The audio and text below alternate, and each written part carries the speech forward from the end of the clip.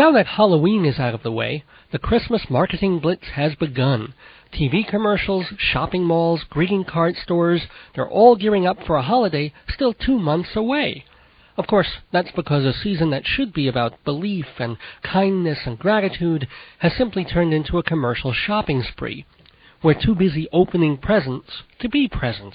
We're so busy spending, we're spent.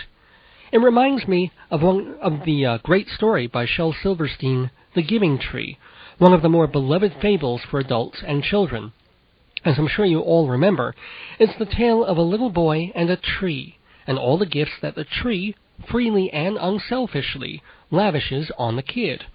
And it's a rather enigmatic story, because you're not sure whether the tree is being Jesus-like in his love and sacrifice, or too masochistic, or a little of both. The Giving Tree was published in 1964, and what's exciting is that recently an earlier draft of the book has been discovered among Silverstein's archives. Hard as it is to believe, the two characters in the story weren't always a boy and a tree. On the first few pages of the author's notebook, you can see such crossed-out titles as The Giving River, The Gift of the Goat, and The Generous Puppy. But he went as far as a full draft of another version before settling on The Giving Tree that we all know and love. Titled The Giving Chimp, this variant lacks some of the poetry of the finished fable, but the template is there, and it's certainly less ambivalent about its central relationship.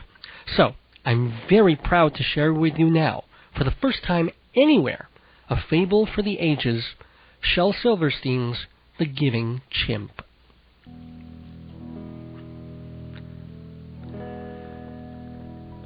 Once there was a chimpanzee, and he loved a little boy. And every day the boy would come to the forest and he'd frolic with a monkey. He'd play king of the jungle, and the monkey would be his most loyal subject. The little boy would pet the monkey's fur and share bananas with him, and they would play hide and seek. And when they were tired, they'd curl up together and nap in the noonday sun. And the boy loved the monkey very much, and the chimp was happy. But time went by, and the boy grew older, and he didn't come to play as much. Then, one day, the boy came to the forest, and the chimp said, "Come, boy, want to play monkey see, monkey do? I'll be monkey." "I'm too old to play silly games," said the boy. "I want to buy things, show off at school. Can you give me stuff?" "I'm sorry," said the chimp. "I have no money, nor any objects of value.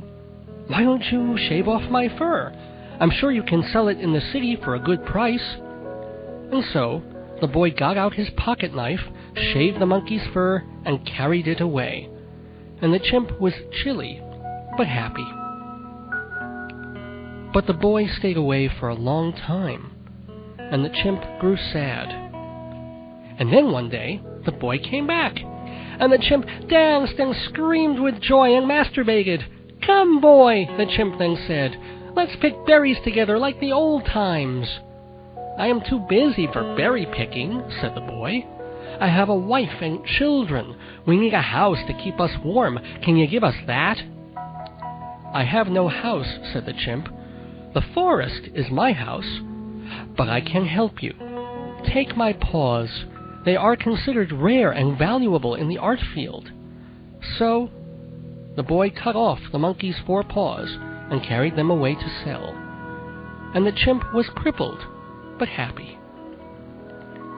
But the boy stayed away for a long time. And when he came back, the chimp was so happy he clapped his stumps with delight. "Come, boy," he giggled, "come and play." "I am too old and sad to play," said the boy. "My wife is ugly, and my restaurant is failing. Why was I born?" "Take my eyes," said the chimp. "Laboratories can use them for testing makeup to make your wife pretty again. And take a piece of my brain, bring it to your restaurant, and serve it raw on a bed of lettuce. Foreign businessmen will pay dearly for the delicacy."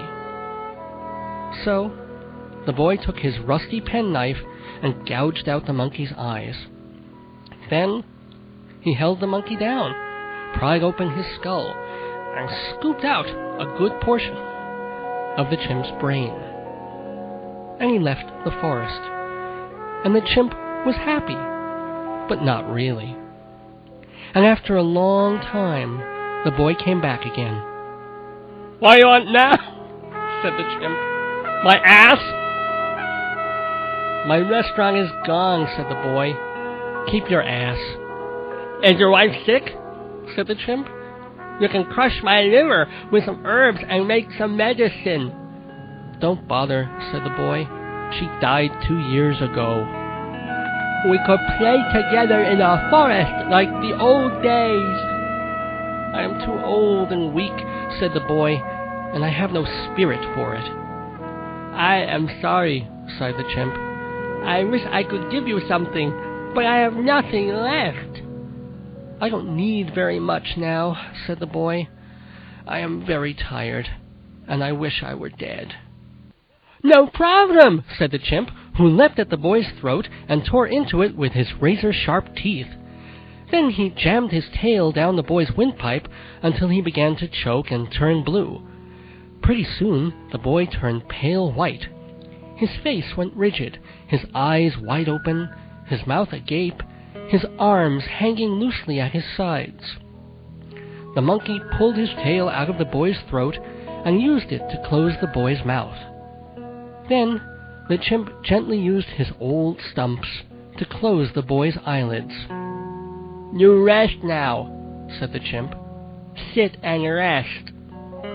And the boy did. And the chimp was happy.